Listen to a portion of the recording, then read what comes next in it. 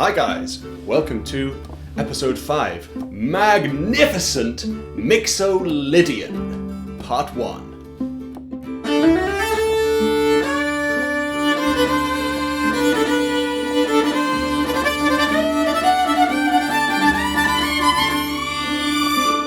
My name is Ali, I'm a viola player, I am a composer, arranger and also an educator based in Manchester, UK. And today we are focusing on double stops and intervals. And we're hanging out in the Mixolydian mode.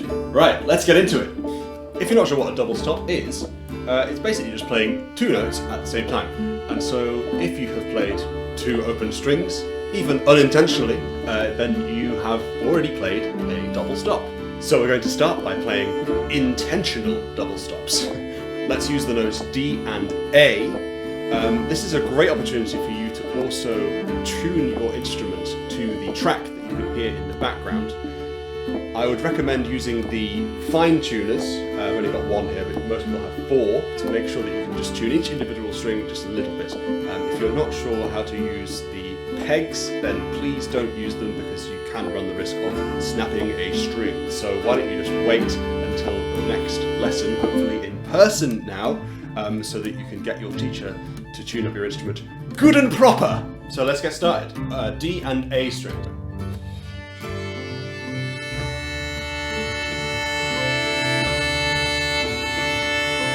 So join in with me whenever you want. And if you want to make any adjustments to your tuning with your fine tuners while playing, that's definitely possible. Just move that hand around. We're not using the left hand yet anyway. So you can do your little tweaks. Or you can just stop. Different way. However you like. And let's try and balance the sound between the two strings. I think this is the most tricky part about keeping this double stop going, is that we need to find that level of the elbow that actually allows us to get both strings at the same time. Remember, it's going to be somewhere between the D and the A. So in terms of elbow height, that's what I'm talking about sometimes, it's not quite the lowest level, it's the one just before the D string.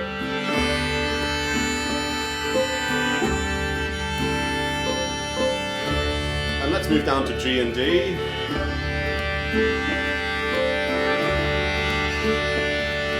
Same idea, this is now between the G and D strings, or the middle two strings, or if you're playing bass, the upper two strings.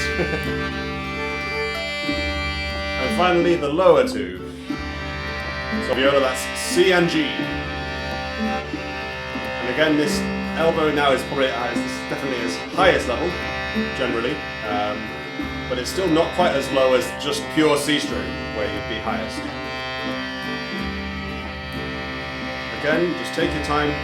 This is an opportunity for you to tune to the track.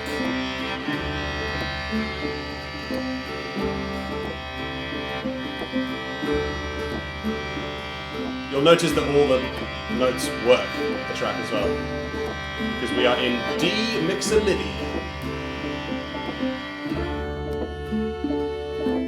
So, let's briefly talk about intervals. An interval is basically the distance between one note and another, but make sure whenever you're counting intervals that you include the note that you are starting on. So if we use, for example, two lowest open strings on the viola, C and G, if we're going to go from C to G, the interval is a fifth, because we are counting the C as 1, and then we go D, E, F, G.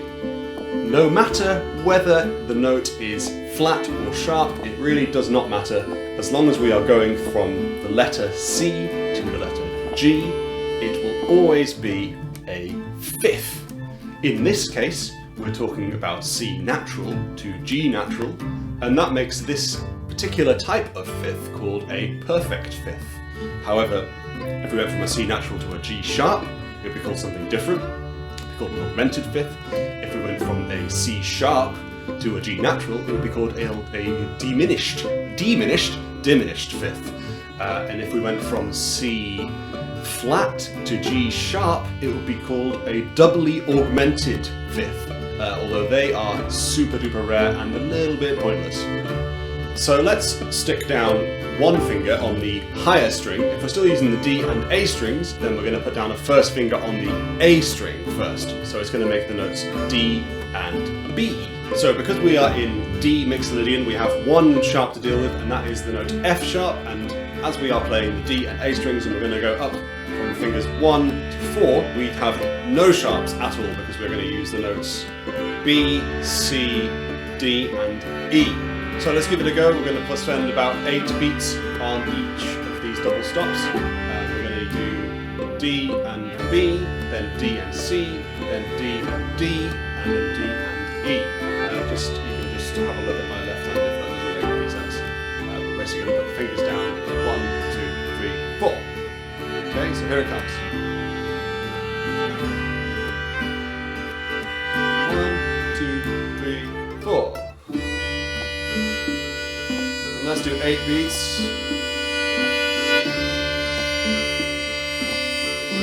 Really sinking into them intervals.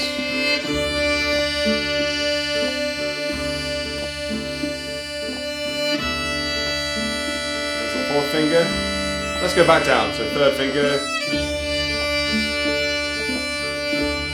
And then 2nd finger. Remember it's C natural, so it's a low 2. And finally,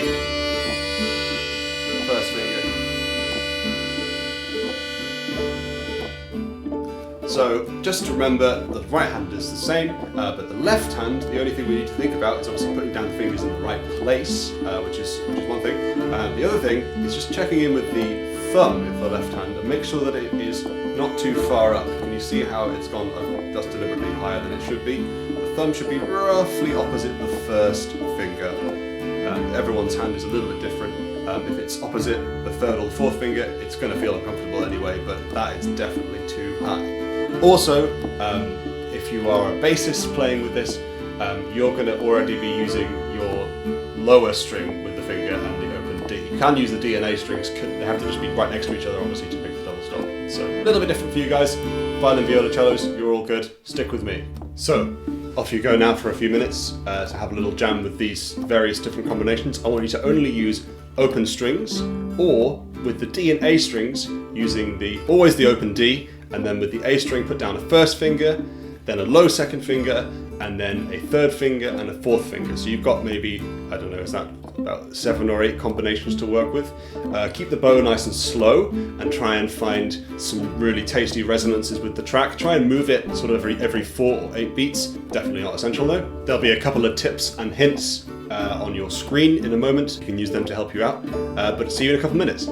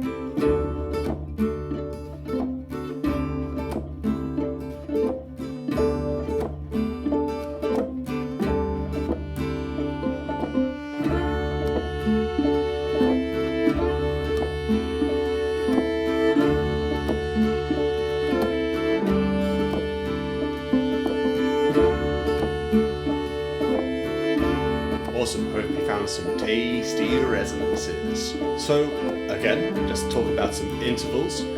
We were originally, when we were playing our open strings on violin, viola, cello, we are playing perfect fifths. However, when we start adding the fingers, we are making the interval bigger. So that means that when we put down, for example, the first finger to make open D go with a B, we now have, rather than a fifth, we have a sixth. I haven't got enough fingers to show you with my bow, but number 6. Then if we put down a second finger, it becomes a 7th. I'm not even going to attempt to put my fingers down now. Then when we go to a D to D, we have an 8th, which is also known as an octave. Yeah, we did an octave. And finally, once we go past an octave, with the 4th finger, we put down, it's called a 9th. You see where this is going. If the interval gets bigger and bigger and bigger, the number gets larger. And if the interval gets smaller and smaller and smaller, the number becomes lower. Just so you know, 8th is an octave, 15th is 2 octaves, and a second is actually called a tone or a semitone sometimes. So yes, a tone or an octave is also an interval. Starting to sound familiar? So for the rest of this video, just think about what your intervals are when you're playing the 2 intervals at the same time. Whether it's a 5th, 6th, 7th, 8th, 9th, or 4th, 3rd, 2nd, blah blah. And think about, I like to call it the flavour of an interval. Yeah, so it might actually sound really, really resonant. It might just sort of fill the room with joy, or sometimes it might sound a little bit more dissonant, which is where it maybe sounds a bit richer and a little bit crunchy. Both are equally valid, of course. So next on our music menu is we're going to be playing the open string on sort of like the upper string is going to be open, and then we're going to put fingers down on the lower string. Let's still just use D and H to keep it simple. So we're going to be doing the first finger on the D string, second finger on the D string, third finger on the D string, fourth finger on the D string. This time the F sharp does come into play because our second finger on the D string is going to be an F sharp. So rather than on the F string when it was low, this time it needs to be high. When we put down the finger in the sort of the middle of the instrument, in this case, we need to make sure that we are putting the fingers down rather than across, so that the upper string can resonate alongside that. So make sure that, again, it helps that your thumb is in the right position, helps that your wrist is not collapsed or going this way, so nice and straight. Imagine a straight line from the knuckles to the elbow. Then, as I said, yeah, just put the fingers down rather than across, so that we can make sure that we can make both strings resonate. Right, let's try this. Again, nice and slow, join in as you want, and we're going to do first finger on the D string and an open A string to start with. Here it comes.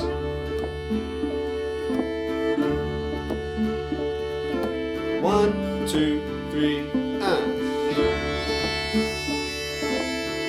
next we're going to do the second finger, make sure it's high, third finger, finally, fourth finger.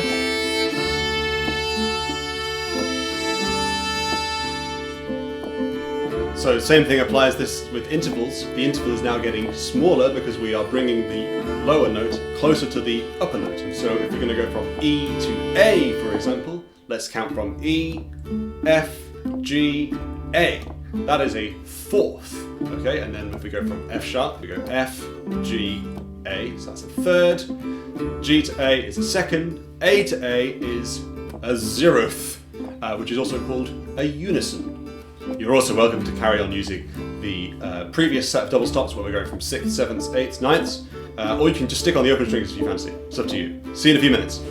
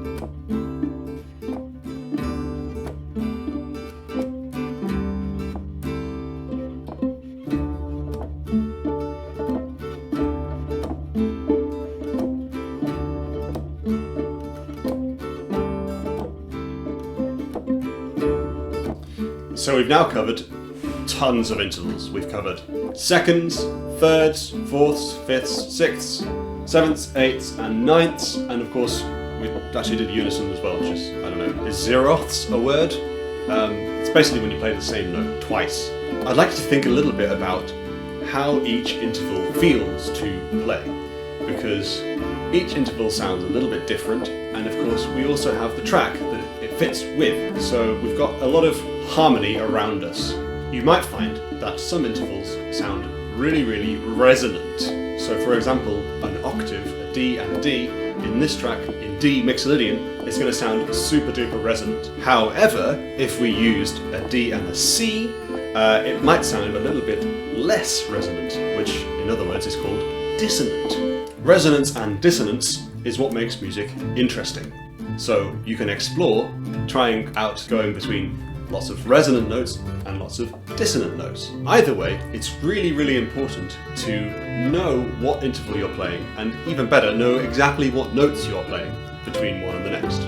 So for the remainder of the video, I would really like it when you're taking your two notes, really actually think about exactly what them two pitches are and what interval it is. Is it a second? Is it a third? Is it an F sharp to an A? Is it a G to an A? Blah-de-blah-de-blah-de-blah-de-blah. So many intervals, so little time. So now we're going to try putting down two fingers at once. Again, the right arm stays exactly the same. So just find that sweet spot between the two strings, keep it nice and deep in the string, and we are good to go in the right hand. A really important thing about when we're putting down two fingers is to make sure that the left hand doesn't get too tense. You might find it a little daunting to think that you're going to have to put down two fingers at once. For example, the first and second finger. Just make sure that you are not clamping too much between your knuckle and your thumb. So this still needs to be nice and relaxed.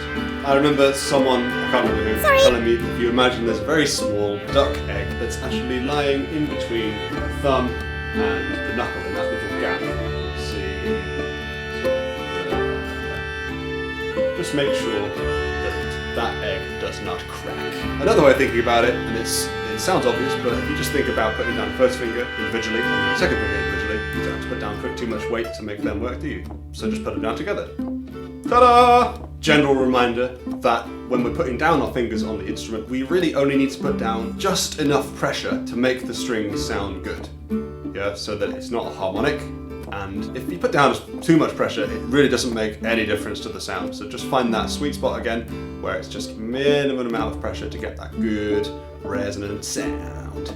So let's try a couple of these double stops together. We're going to move down to the G and D strings, and we're going to stick down first finger across both strings to start with. Then we're going to add a second finger on the D string, so keep the first finger down on the G, and then third finger on the D string, still first finger on the G, fourth finger down on the D string, still on the G. Same idea, we're going to do 8 beats per double stop. So let's do it together. So I'm going to give you a count in, here it comes.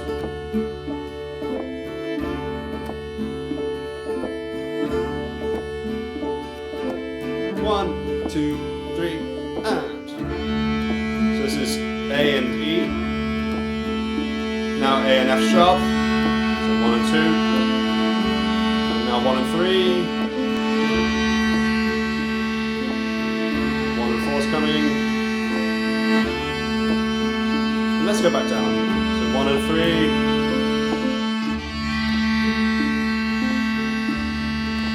1 and 2. 1 and 1.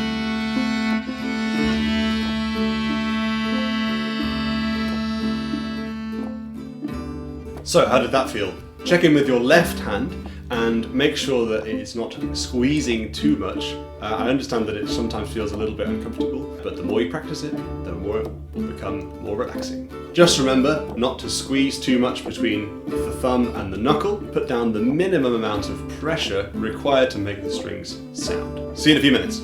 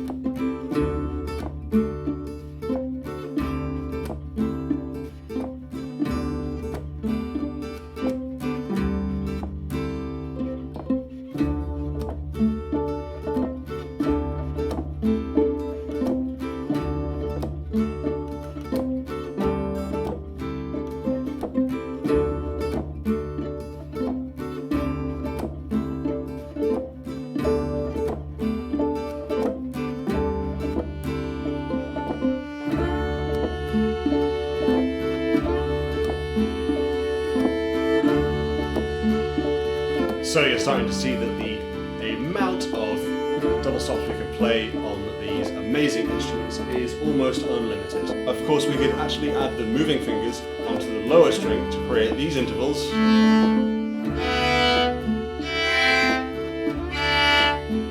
Yeah, so there are truly tons and tons and tons of options. When you're using two fingers at the same time, just make sure to keep that left hand nice and relaxed and try not to squeeze too much. You do have to press a little bit harder, I will admit, than if you just use one note at a time rather. So I will concede you have to press a little bit harder, but try and keep it as relaxed as possible. We're almost at the point where we're going to be doing some totally free improvisation. I'd like you to use the two fingers as much as you can, so try out some different double stops. Now I'm going to release you to any string combination that you fancy. So it could be using the two lower strings, the two middle strings, or the two upper strings. It's totally up to you, whatever feels more comfortable. Of course, it's also possible to go out of first position. We've literally done the whole session today in first position. Especially if you're using an open string, you can make the intervals much wider.